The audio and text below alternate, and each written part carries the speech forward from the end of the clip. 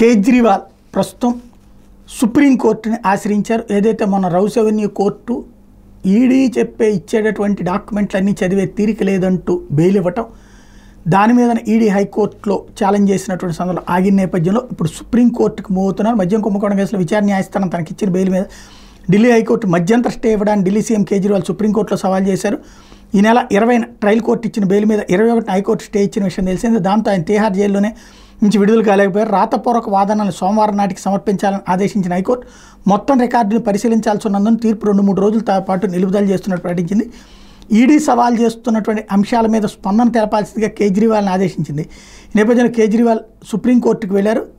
దీన్ని సోమవారం అత్యవసరంగా విచారణ జాబితాలో చేర్చాలని ఆయన తరపు న్యాయవాదులు కోరుతున్నారు. అదే జరిగితే కనుక అంటే ఇక్కడ వాస్తవంగా సాధారణంగా ఇట్లాంటి అంశాల్లో మనం ఇప్పటిదాకా చూసిన అనుభవాల ప్రకారం చూసుకుంటే కనుక దాన్ని సహజంగా సుప్రీంకోర్టు హైకోర్టులో ఉండగా మేమేంటి ఇచ్చేది అక్కడే చూసుకోని చెప్తుంది.